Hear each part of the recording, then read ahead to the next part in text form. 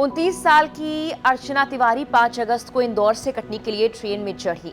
घर वालों को फोन भी कर दिया कि रक्षाबंधन मनाने के लिए आ रही हूं, लेकिन 11 दिन बीत गए, ना तो अर्चना अपने घर पहुंची, ना किसी को मिली। जिस सीट पर वो बैठी हुई थी वहां बस उसका बैग मिला।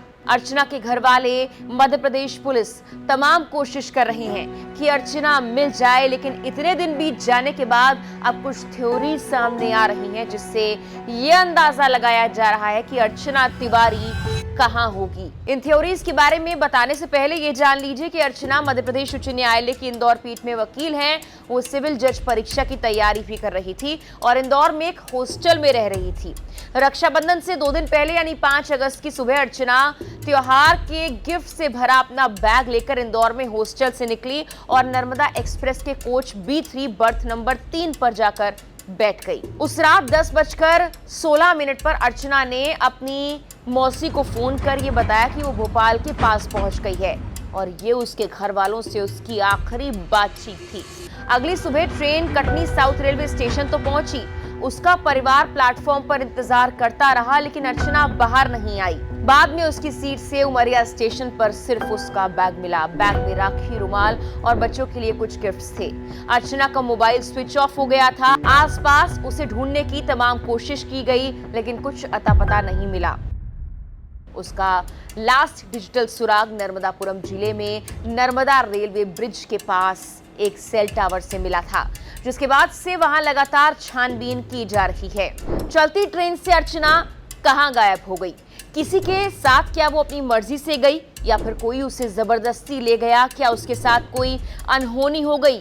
ऐसे कई सवाल हैं जो फिलहाल इस गुमशुदगी के इर्द गिर्द घूम रहे हैं। अब आते हैं उन 4 थ्योरीज पर जो अर्चना को लेकर सामने आ रही हैं और इसके बाद पता लग सकता है कि आखिर अर्चना कहाँ है। इसमें पहली थ्योरी है, कहीं नर्मदा नदी में कोई हादसा तो नहीं हुआ। देखिए, जाहिर सी बात है, अब तक ये कहानी ये इशारा करती कि अर्चना ने इंदौर से भोपाल तक का सफर पूरा किया था।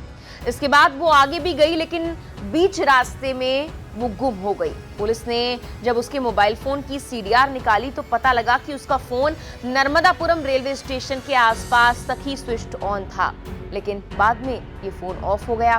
ट्रेन नर्मदापुरम रात को 11:26 पर पहुंचती है।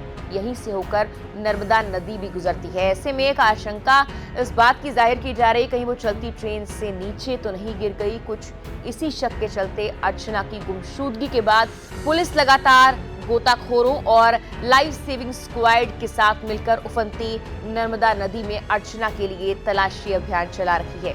हालांकि इस कोशिश का कोई फायदा नहीं हुआ। अब तक वहां कुछ भी नहीं मिल पाया है।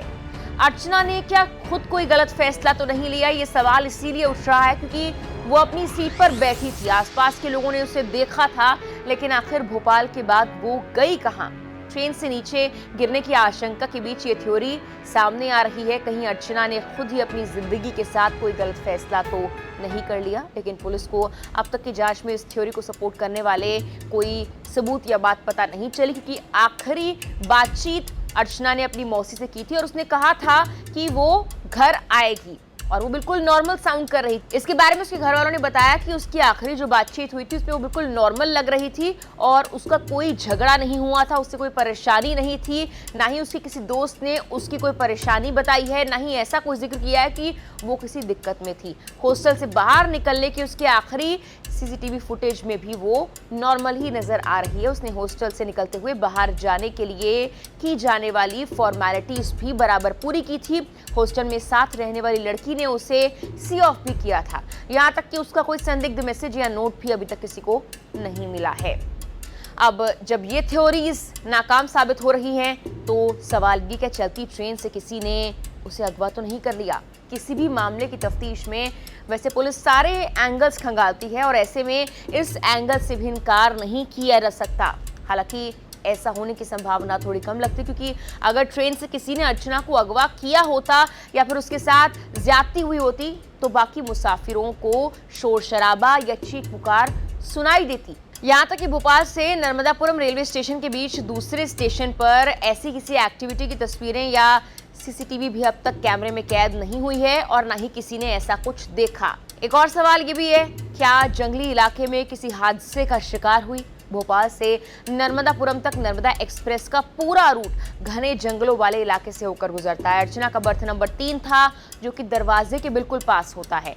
कई बार इंसान आधी रात को नींद में उठकर वॉशरूम जाता है और अपनी सीट से नीचे आता है। क्योंकि वॉशरूम दरवाजे के एकदम पास होते हैं, तो ये अंदाजा लगाया जा रहा है कि कहीं वो ट्रेन से नीचे तो नहीं गिर गई। ऐसे में आशंका यह है कि अर्चना के साथ इसी जंगली इलाके में कोई अनहोनी तो नहीं हो गई। पुलिस इस पहलू से मामले की पड़ताल भी कर रही है। बता दें कि अर्चना की आखिरी बार मोबाइल लोकेशन भोपाल पर ट्रेस की गई थी और उसका बैग उमरिया स्टेशन पर मिला, जिससे जांच का दायरा भोपाल, इटारसी, नर्मदापुरम और उमरिया तक भी बढ़ गया है। खोज अभियान अब मध्य प्रदेश के जंगलों में मिटघाट में शुरू हो गया है और वन विभाग, पुलिस की टीमें वहां पर लगी हुई हैं। ड्रोन के साथ भी जांच की जा रही है। मिटघाट जंगल का हिस्सा बुधनी से बरखेड़ा के बीच में है।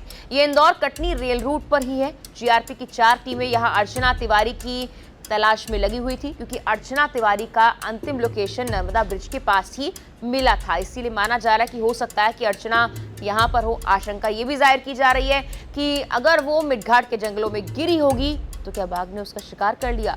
जंगल में बाघ काफी है और बीते कुछ दिनों में कई इंसानों पर हमलों की खबरें भी सामने आई। हालांकि अभी तक अर्चना तिवारी को लेकर पुलिस के पास कोई पुख्ता सुराग नहीं कि आखिर वो कहां गई।